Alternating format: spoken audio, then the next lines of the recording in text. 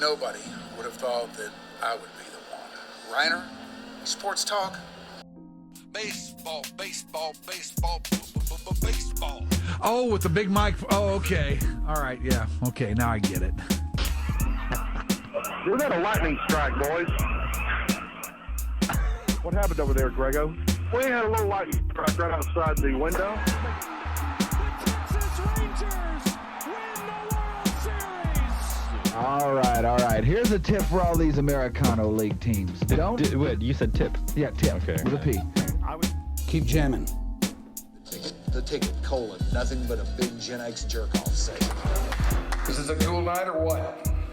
Although somebody would hear that and go, bullshit. I'm back, bitches.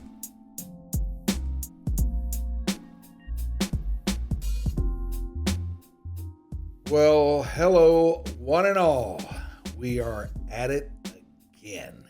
It is your Dark Companion. Another edition. Maybe this is a bonus edition.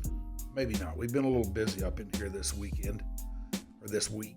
It's not the weekend yet, but this week we've been a little busy with it all. And we're doing another episode today. I would be Mike Rhyner. Welcome into the Sunset Lounge, the home of your Dark Companion. Your Dark Companion is a podcast. It is one where I go through my extensive list of contacts that people I've come to know to some greater or lesser degree in this world. And I ask them, would you like to come on my podcast and hang out with me for a little while and let me talk to you? And sometimes they say yes, sometimes they say, I don't think so. But one who did say yes a few weeks back, and you liked him so much, we do feel compelled to have him back today. Look at him. Here he is. He is the Hammer.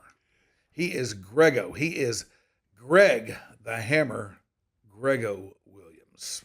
Okay, a second ago when you were going through your opening, as you always did, and I watched you do for a number of years, no notes, nothing off the top of your head. It just goes, and you go, I would be Mike Rhyner. What normally I wasn't paying attention when you did that before. The little reflex kick in? Yes, and I almost kicked in and go, and I was thinking, because I wasn't really paying attention because I knew you were setting everything up. So as usual, I wasn't paying attention. And I almost jumped in with it. And I would be Greg Williams. So I'm glad I didn't do that. Well, I don't know. It would have only been fitting. Should we do it again? I think we should. I think people would like it if we did it again. Do you think you can you do the old one? No, I don't think so. I'd have to think about it first. But I can tell you that I would be Mike Rhyner. And I would be Greg Williams. There you go. Just like it used to be. Well, thanks for doing this again. Yes, it's fun. I got a lot of positive last time we did this. I got a lot of good vibes from people. Good vibes from those who were glad to have your Dark Companion back.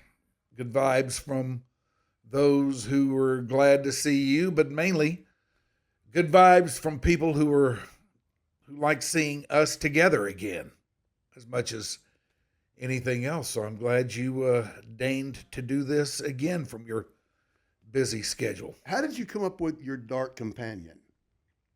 I know the story of the Hardline. Yeah, well, that was thievery. We blatantly stole that. Yeah, well, I stole this too. It's all I ever do is steal. But these days, when I need a handy catchphrase or I need a handy title for something, mm-hmm. or I need a handle to apply to something, one of the first places I look is at Steely Dan lyrics. And that's where this came from. And I'm not going to say where. It is up to you, your Dark Companion follower, to comb through the lyrics of Steely Dan, a worthwhile exercise under any conditions anyway, and see in what song and where in that song they mention Dark Companion. Okay, I got to ask the obvious question now. Why Steely Dan and not Tom Petty? Because everybody knows your connection with Tom Petty. Yeah, my connection with Tom Petty is strong, but Steely Dan are just masterful, incredible lyricists. And not only can you not make sense of them, but the words seem so perfect and seem so cool together that you don't really mind the fact that you don't know what they mean or that they don't make any kind of sense to you.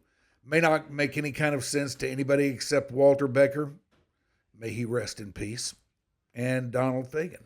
How high must they have been that night they wrote the lyrics, Alabama Crimson Tide?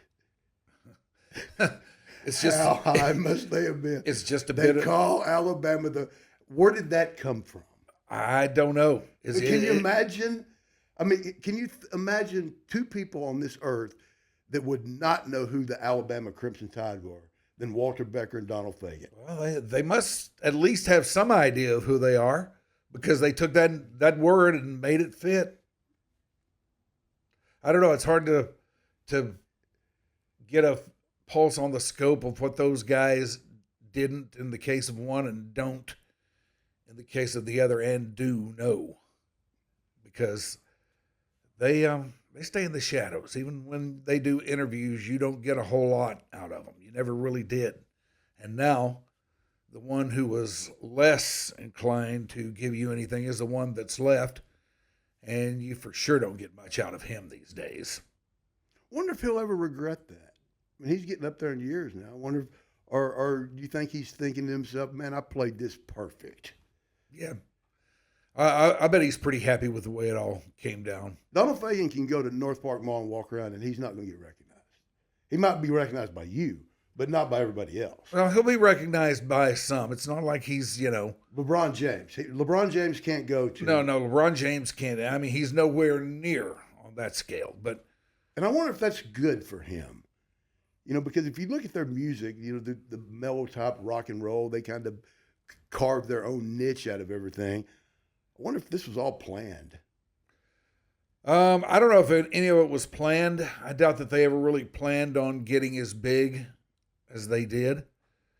But as long as they did, I would imagine that up there in New York where Donald Fagen lives, he's able to travel around pretty freely, because number one, he's not completely recognizable to the more massive numbers of Gen Pop.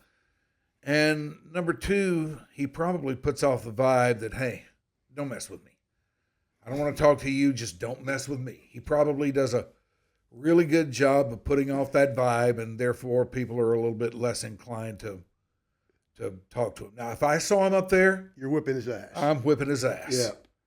I'm gonna see how far I can get into an ass whip, and it could be that when it's over with, no matter how long it might last, or how successful I might be, he's going to walk away from that going, damn, because that guy was a beat down. Because in your life, you have had your eyes on an ass whipping and been shut down. I mean, didn't Jim Brown shut you down one time? Oh, yeah. Jim Brown told me that he's not thinking about that right now. So, yeah, I was about to deliver an ass whip to him. He wanted no part of it. He made that known. So what am I going to do? There's sometimes that you just have to bite the bullet. I've told you this story a million times. When I was at the All-Star game in Chicago in 1990, and going up in the elevator at the Hyatt, and I was like on the 22nd floor. Well, it stopped about halfway, and Joe DiMaggio gets in. Joe DiMaggio. Joltin' Joe. Joe DiMaggio gets in. It's me and Joe DiMaggio, and that's it. And I had a choice. Okay. You can engage this guy. Now, you know he doesn't like people. So I'm armed with that info. Yeah.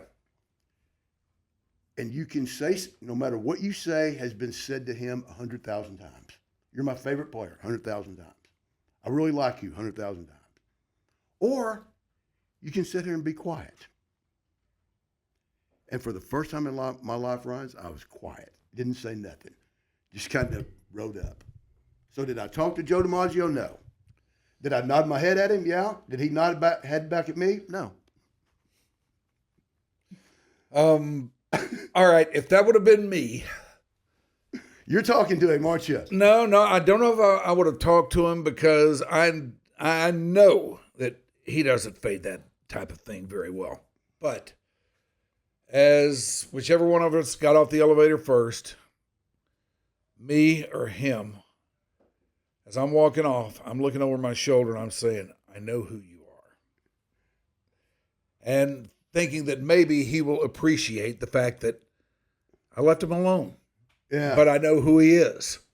That would have been a good one. Yeah. That would have been a good one.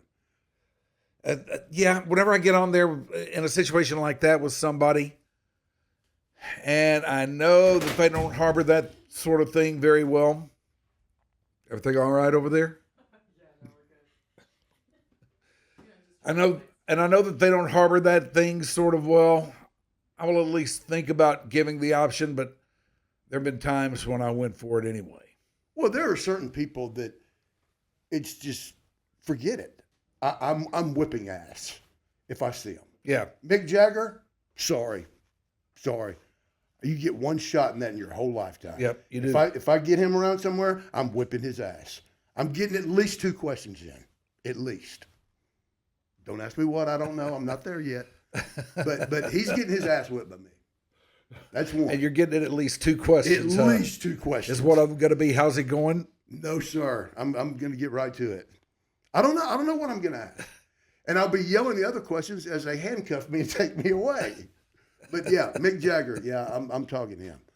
Robert Plant, if he sees me, he might want to run in the other direction. Yeah, well, I had my shot with him once too. Joe Namath, man, he's in for one with me. Yeah. I'd have to say something to him. I bet he wouldn't mind it. Bo Jackson. Another? Oh, he's getting it from me. He's getting it.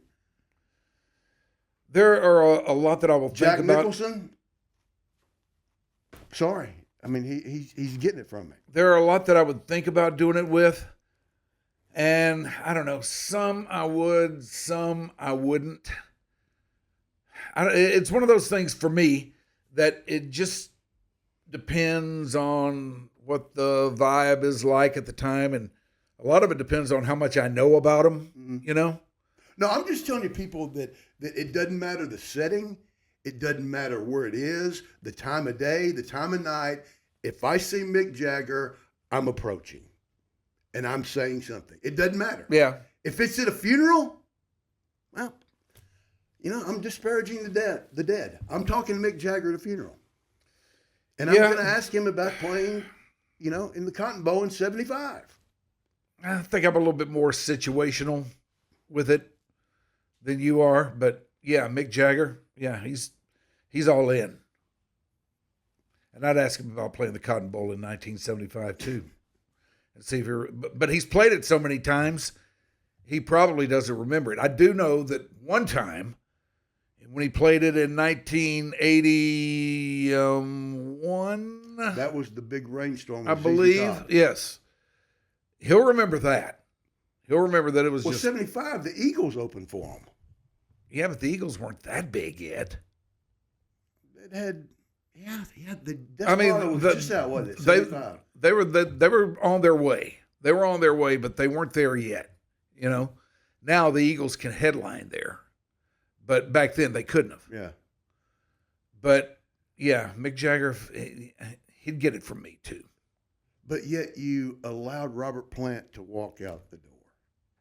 Yeah, I did. I was a little bit more, shall we say, retiring than I am now. Now I'm a little bit more aggressive about stuff because you only get one shot with these guys. These guys that we're talking about, most of them are getting up there in years. You've had some kind of failures. I mean, you failed on seeing the Beatles. Yeah, I've got some black marks in my past. I do. I did fail on seeing the Beatles. What'd you go see? You went and saw Kimbo and Hillcrest. Kimbo and Hill. Yeah. Yeah. The crazy thing about that is I was in junior high at the time. I had no business at a high school football game. You know, a lot of junior high kids would go to the Kimball games and everything, you know. But we didn't have any business there. We just kind of sit at the top of Sprague Field and huddle up and, you know, look at girls and stuff like that. We had no business there, you know. We were not a part of that scene, but no, to be cool in junior high back then, you had to try and invade that scene. So that night I did.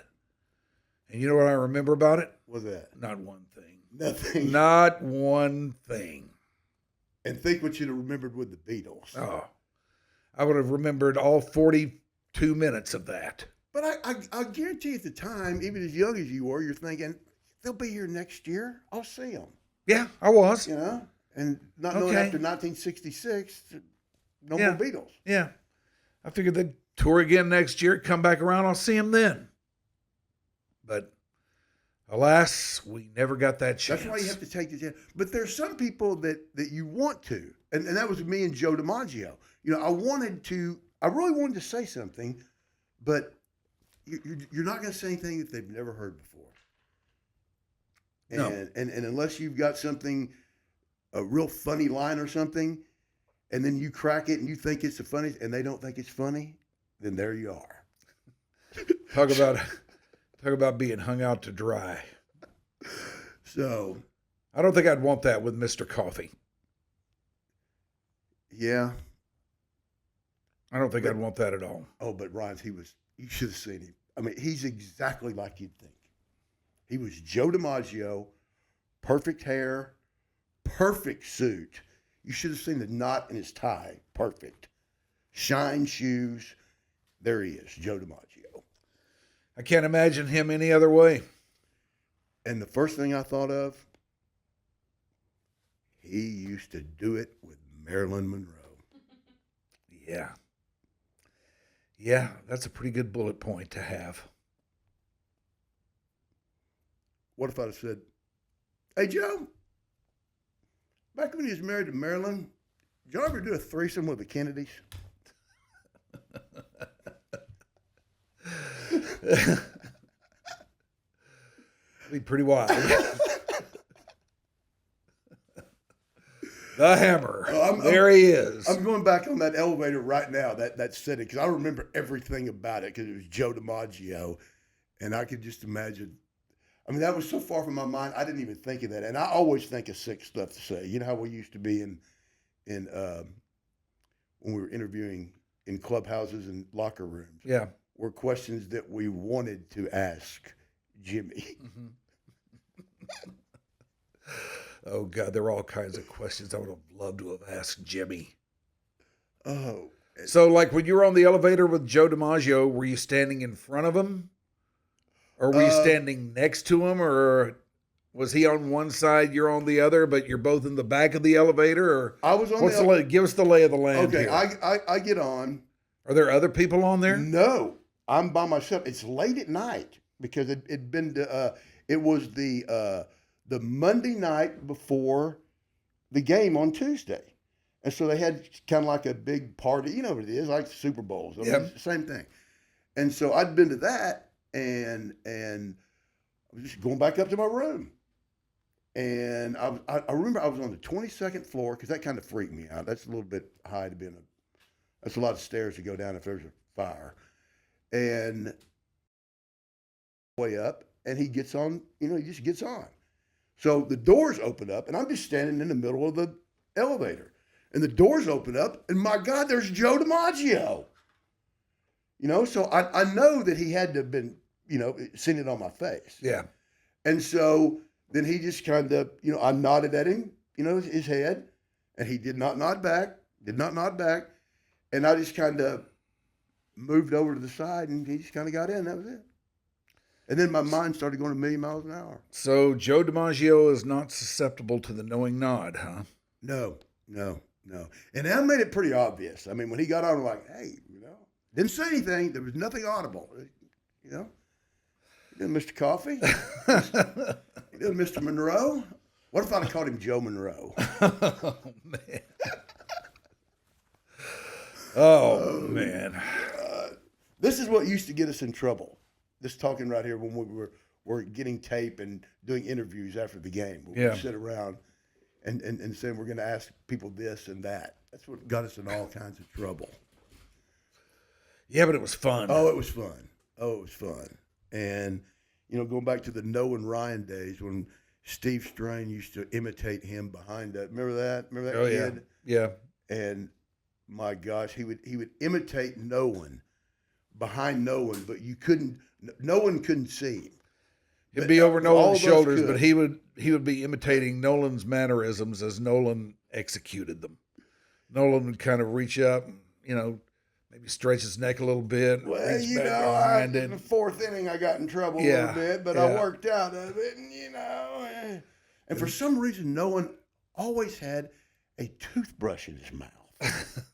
Remember that? Yes. He always had a toothbrush in his mouth. And so Steve would stick a pin in his mouth like it was a toothbrush. Yeah. And me and you, we just sat over there just about to bust. We were laughing so hard. We'd get him out there after it was over with and say, man, don't do that. Stop that. Yeah. We're supposed to be getting something from this guy. Don't do that. And plus he was Noah Ryan at the time. It was crazy days back then. It was crazy days. Are these crazy days now? I don't know. I don't know how. It's been so long since I've been around a clubhouse or something. I don't know how people act anymore. I'm talking about just for you. Oh, for me? Are these crazy days for you now? Yes. Yeah. Yeah, they're semi-crazy. Semi-crazy. I mean, it's boring. What makes them semi-crazy? I just, I'm kind of involved in the AA scene, and there's always something going on there. Always something going on. Involved like how? I just run some of the meetings, and, I sponsor a couple guys, and, it's all in donations, and it's all volunteer and all that. Yeah. A lot of people, they need some help. And I'm not saying I'm anybody's savior, because I'm certainly not. But I've been through a lot, and people can ask me questions, and I can answer, and just help people out for once. Yeah. Well, I got quite a few remarks from people from your last appearance here on Your Dark Companion. Mm-hmm. And the one thing that they really wanted to know was what's up with the mustache look. I knew you were going to do that. I knew this is something you didn't want to get into, but I had enough people. I don't mind at all. I had enough people say, "Hey, man, why didn't you ask him about that?" So okay, just boredom. I mean, I'm not making any kind of statement. I just started growing it, and I thought, let's do it this way. Let's trim this. Well, let's not trim this. And next thing you know, this is what I got. It's like I quit cutting my hair. And my hair's pretty long. Did you know that? No. Yeah, my hair's pretty long. Well, let's see it. Now I'm bald in front. Wow. But, I had no idea you were working with that. Yeah, how about that? All right. All it needs is a bunch of cats. Well, you're letting your freak flag fly these days. And there's no reason on that, on letting this hair grow. There's no reason on that whatsoever. I'm just doing it just because. And like when you don't want to be either visible with it or just don't want to mess with it, you stick it up underneath your ever-present cap. That's what's so stupid about the whole thing. Is if I don't have a hat on, I've got it, in some kind of ponytail situation. So it's not like I got long hair. I just keep it pulled back. It's dumb. It's stupid. Well, I'd say that's pretty long. You don't have anything in front. That looks kind of dumb. But I'm 64 years old, Russ, and I don't care anymore. I don't care. Well, yeah, I just don't care. That's a great place to be in. I just don't care anymore. Yeah. And, I shower twice a day. It's not like I'm dirty or anything. But I just decided, you know what, I'm going to quit cutting my hair for a while. But I was only going to do it for, a month or so. Yeah. And it just kept going and going. I thought, what if I I've never had hair in a ponytail. This was a couple years ago when I let it grow. I thought, I'm going to grow and get it in a ponytail. And it just, so no reason. And the mustache, no reason. And if you keep inviting me back, one of these days I'm going to come in here and have no mustache. And you're going to ask me, why'd you shave it off? And You're right, I will. I'm going to have no reason. I will. Now, I'll tell you something that I have considered doing, and this is a perfect venue for it.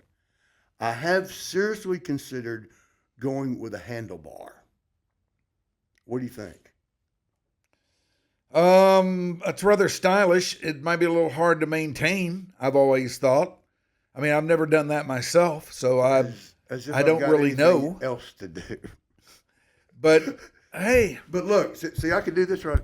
I keep forgetting we have video components. yes, we do. See, I could do this right here. Yeah. Have that swooping. What do you think? Oh yeah. I mean, What do you think? that's you could roll that way. What do you think? You could roll that way. Now you'd have to, get rid of all that down there. Yeah. If you're going to pull it off. Yeah. But yeah, you got more than enough to do that. You could start on that tonight if you wanted to. I may spring that on you one of these days. All right. That big giant, I've never had one of those either. But I wish there was a good story. I wish there was a story saying, you know what? I decided that I wasn't going to shave my mustache until X happened. No, nothing like that. I think that's a pretty good story. And you know what? It's harder to have and you know this as a beard guy. It's harder to have a beard and mustache. It takes longer to shave with that than it does if you don't have anything. Because if you don't have anything, you can just go to town and get finished. But otherwise, if you got a mustache you're trying to shave around, you got to kind of... Got to work around stuff. Yeah. And if you're blind like me and you shave in the shower, it's amazing this is as even as it is. Well, that's pretty good if you don't have anything to look at. You got a mirror in there? No. So you're flying blind. Pretty much. Wow. Pretty much. See, I couldn't do that. If I'm going to, shave anywhere, then I got to see where I'm going. But if you're flying blind, good on you. But like it takes a little bit longer. So that's the deal on the mustache.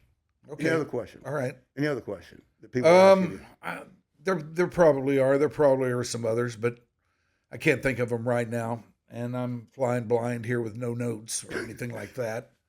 You've never used notes. No, That still never. amazes me to this day. I've never seen you use notes at all on anything.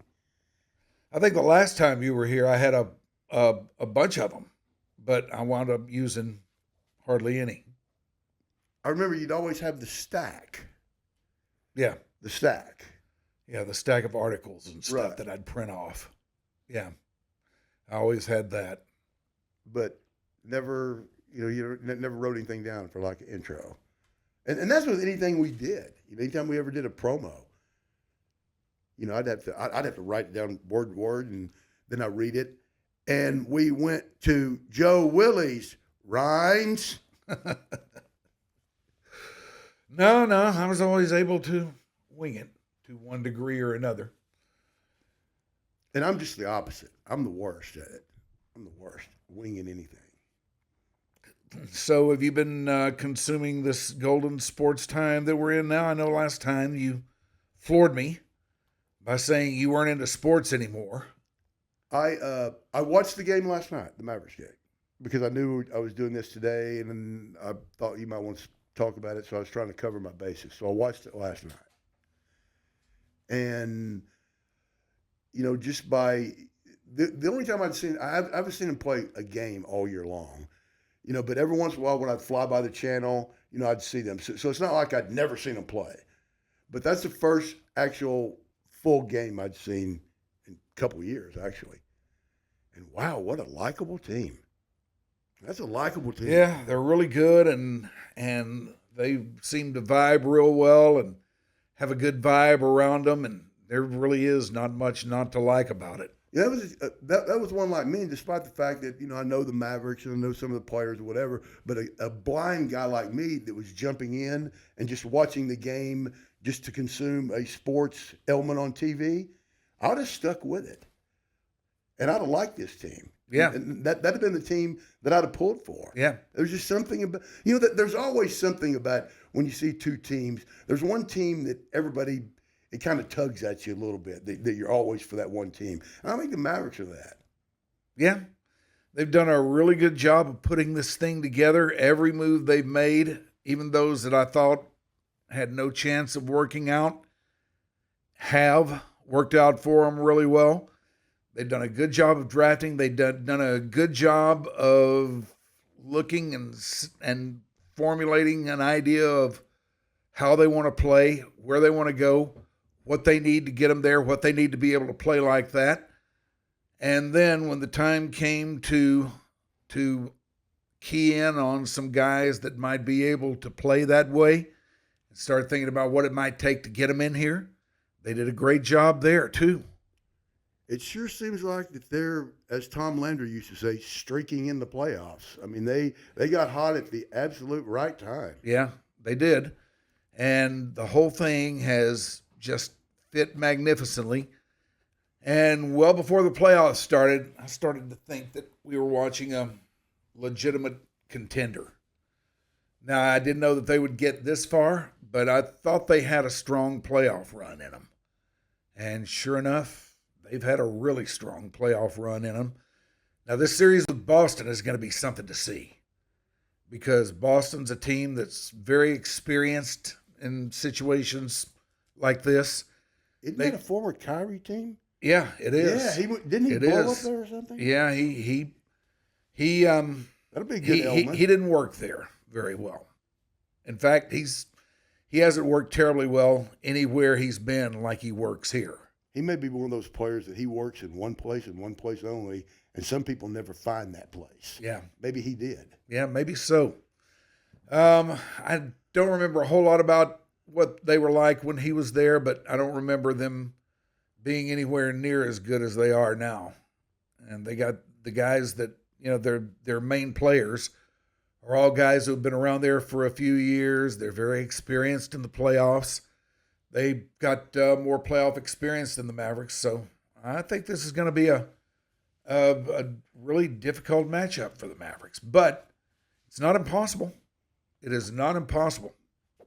They just seem like I hate to use that term, a team of destiny, but just from what I've read and what they, where they were, just 3 months ago, and then now they find themselves in the finals. Maybe they are one of those teams that just got hot at the right time, and nobody has an answer for them. Yeah. Nobody has an answer for that Luka dude. No. Nobody. No, nobody's got an answer for that Luka dude. It's kind of like Shaq. Nobody had an answer for Shaq. No. And I think that Luka dude's the same way. Man, that guy Rhynes, why didn't you tell me he was so good? Dude, I've never seen anything like him. I have never seen anything like him. And I've not been a real big fan for some of his time here because I think he's kind of, I bet he can be a little bit of a pill in the room. And I didn't think he was going to stay anyway. I figured he'd come here, establish himself, and then try to get out, and then force his way out either by trade or something. Mm-hmm. And when free agency came, I thought he would leave. He still might. But he's stayed longer and played better and does seem to... He seems to have adjusted to this place, and he seems to like it here. So I don't know, might have missed on that one. We'll see. But just as a player, watching him play, wow, I've never seen anything like it. It's just the things that he does with the ball. Now he carries the ball and walks every time he moves, but then it looks like everybody does. Well, the good ones get away with it. Yeah. But my gosh, he's one of those guys, and I was watching him last night, and he's just one of those guys when the ball is shot that he knows that extra step to the left to take to where the ball's going to be. You know what I mean? He's one of those guys that just anticipates where the action's going to be. And he always finds himself there. And when he does, he can do something with the ball once he gets it. And once he's got it, he can shoot it from anywhere. When he first got here and I first started watching him, he'd try some of those crazy shots. Mm-hmm. And I'd see him throw them up, and I'd think, okay, there's no way that's going in. And it would. But is he a shooter or a scorer? He's both. God, that's amazing. I didn't think you could be that, but I think. Well, if he's one or the other, I'm going to say he's a shooter. But scorers are scorers because they take a lot of shots. Yeah. And he does take a lot of shots, but he's a volume shooter. Yeah, he's a volume shooter, Who said that? But that volume's very, very high. They go in. And if you're a volume shooter, then most of the time when somebody says a guy's a volume shooter, that's not a good thing, you know? Because that means he's just going to throw it up there and he's going to miss a whole lot of them. Well, Luka throws it up there, and he doesn't miss that many of them. I just know that somebody in Luka's youth taught him how to play the game. Somebody taught him how to play that game. Now, he's got a lot of natural ability, but he just knows how to play. And I think there's something to, understanding the game and the basics and the fundamentals. With some people, though, it's just instinctive.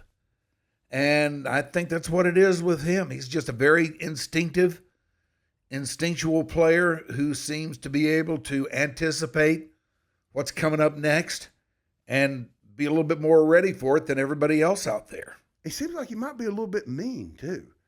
Maybe a little mean streak in him. He can be a little bit edgy out there, I don't have a real feel for how he's perceived by other players on other teams, whether they like him or whether they don't like him or what kind of interaction he has with them, either while the game's going on or away from the game. But he seems to vibe pretty well with the guys on the club. And even if he didn't, they still know they can't win without him. So yeah. So let's vibe with the guy.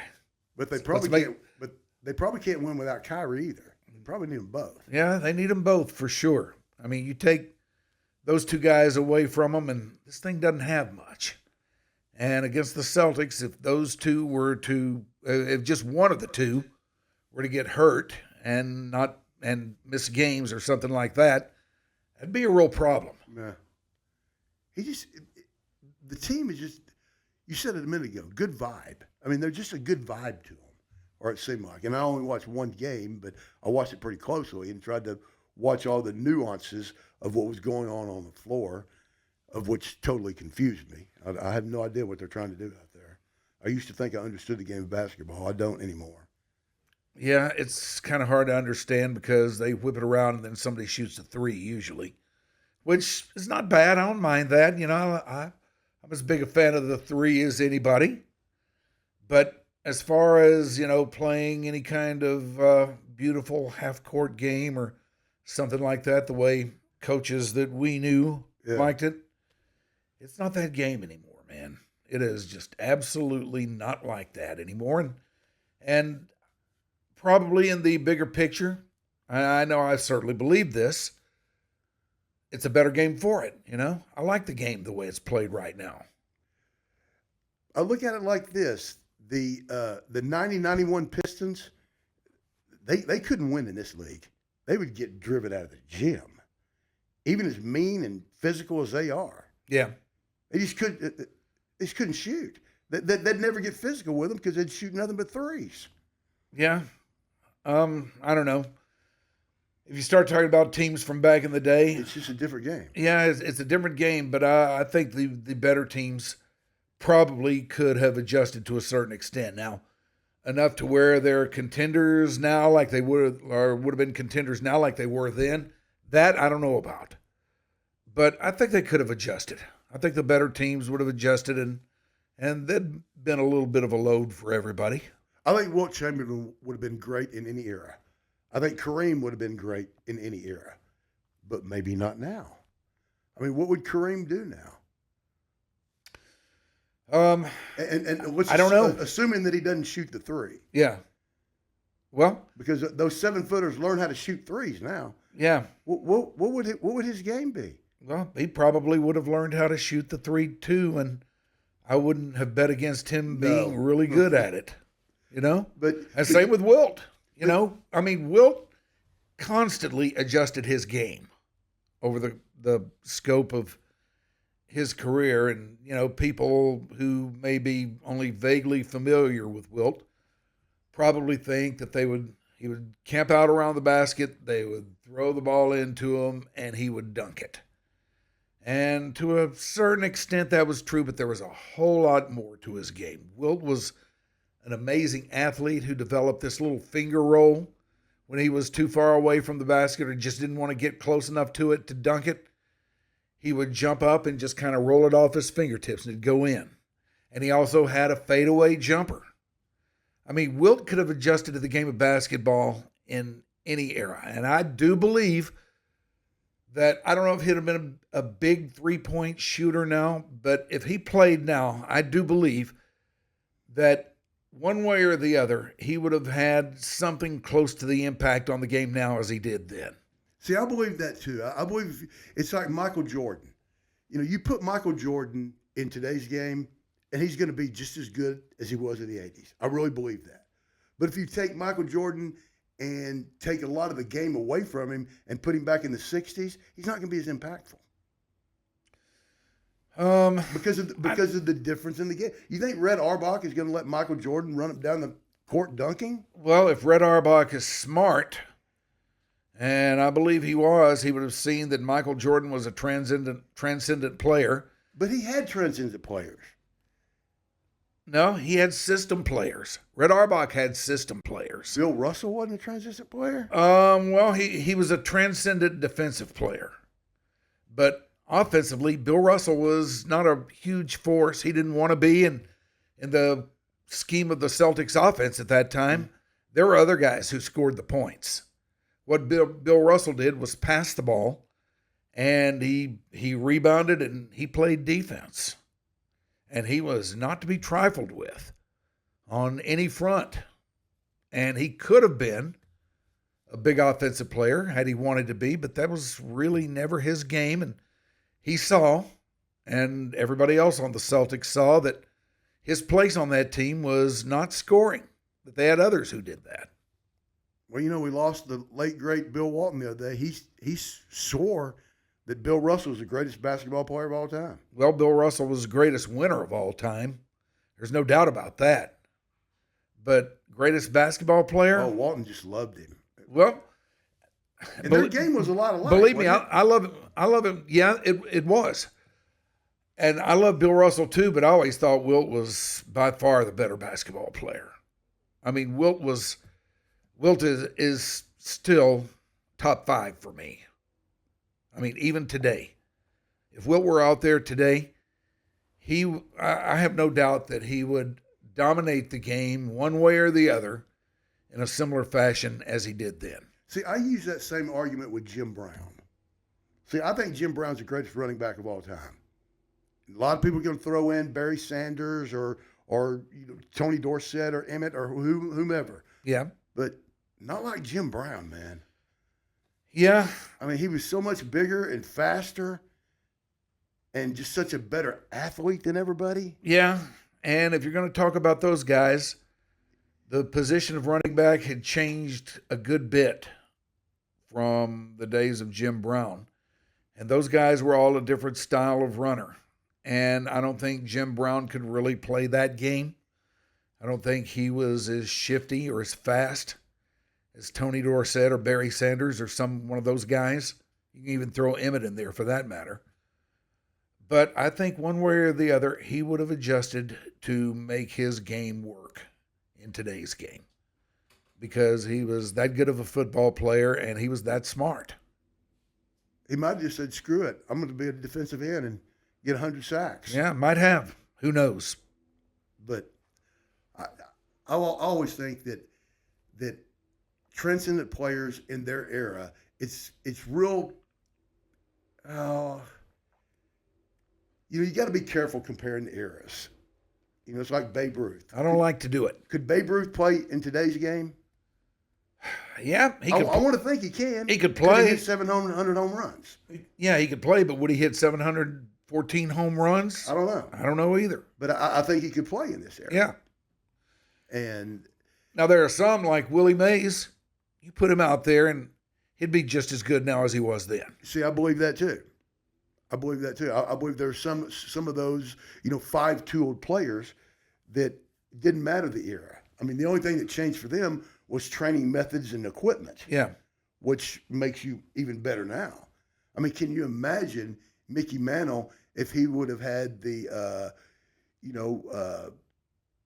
arthroscopic surgery? Yeah. Instead of having, his knee completely, gutted.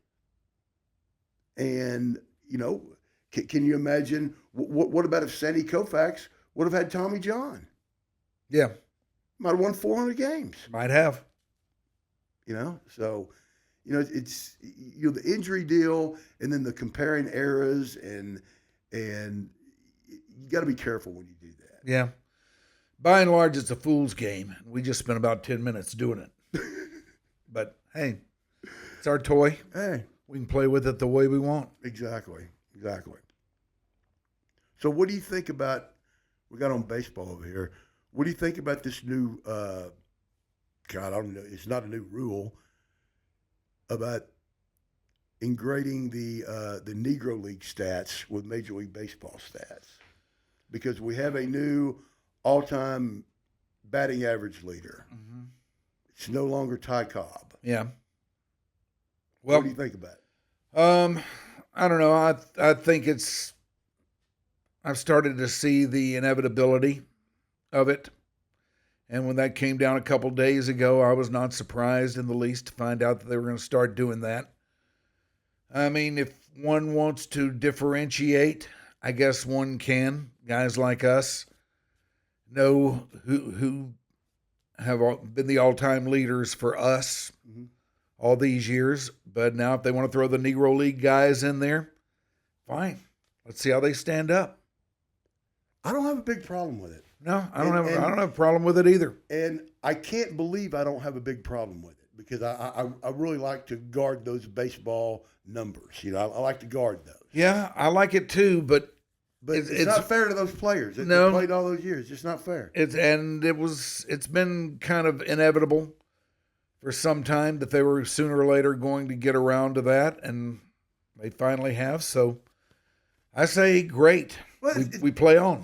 And a lot of people may not know this, but there are a lot of leagues that Major League Baseball absorbed, and they look at their records, like the Players League. Remember the Players League back in 1915? Mm-hmm. And then you had the All-American League. Yeah, there have been others for sure. And they took all those and they combined them. So why wouldn't they? Yeah, and I'm sure those who have advocated for them to absorb the Negro League statistics all these years pointed to those things. Say, hey, you did it for them. Why not these guys who are playing the same game? So, I don't know. For me, it's really one of those things that is not worth getting too terribly worked up over. I just want the whole thing to go away because it's still hard for me to wrap my arms around the fact that there was a time when blacks couldn't play in the major leagues. Yeah. That's just hard to understand. Yeah. And I can remember as a kid, when I'd see like Negro leagues, and I'd ask my dad or anybody, hey, how come they can't play in the major league? Oh, they have their own league. And that's supposed to just answer your question. Oh, they have their own league. Yeah. Well, why can't they play in the other? Oh, they don't want to. They want to play with their own kind. Okay. That was never the case. Well, we had no choice but to accept that. Yeah, but it always kind of bothered me because you knew that just white players weren't the only ones hitting home runs. No, and then they're playing the same game. Sure there were differences in it, but there were still 3 outs in every inning, 4 bases out there. You had a pitcher, you had a batter. Same game. And I just didn't have a problem with it. And no, I got no problem with it either. And I really haven't come across, and I don't know, I really haven't looked into it all that much, but I haven't come across a whole lot of backlash. I haven't come across this. I was, rubbing my hands together. Oh, this is going to be good. How you start reading the stuff on something controversial and get some good stuff. I got none. Yeah. Everybody's like, well, about time. Yeah. Why they did it. Cool. I'm just glad somebody else had to. What if you had to go through all those old box scores and go to all those old towns in the South and go through their microfiche and their old newspaper, just looking for any info. And then that becomes an official stat. What if I had to? Yeah. Well, I don't have the attention span for that sort of thing. But there are a lot of people out there who not only have it, but they thrive on it and they relish the opportunity to do it. And I will let them have that opportunity. Boy, no kidding. Man. All I can say is I'm glad it's them and not me, but I admire the work they're doing. And, congratulations to Josh Gibson. Yeah. You are now the all-time leading batter in Major League history with a Yes. 371 batting average. Finally getting his due. But I will tell you this. I do think that Major League Baseball is secretly laughing somewhere that they wiped Ty Cobb out. Yeah.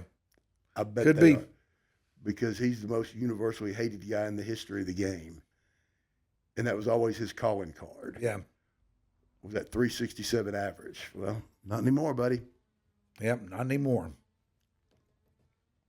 So, So, have we had it here? that's up to you, man. That's up to you. I don't want to wear out my welcome, You never wear out your welcome. All right, we've gone about 50 minutes. That's enough. I don't think people have much of an attention span to take more of us than that. Put it this way. I doubt I'd listen to any more of us if it were me. Would you? Probably not. I doubt I would.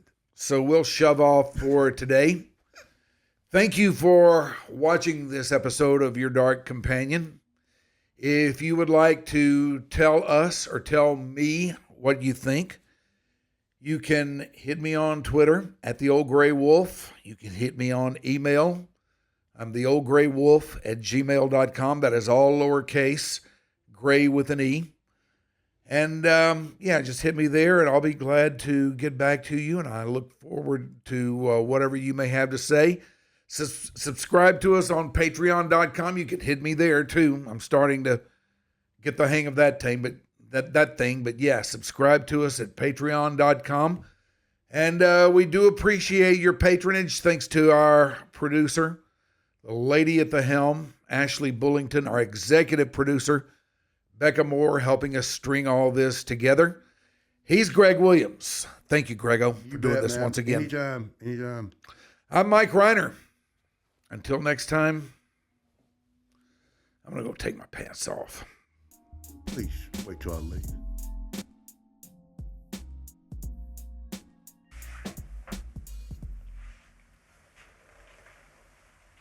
All right.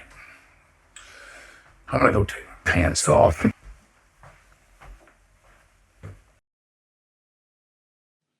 Your Dark Companion is a Stolen Water Media presentation.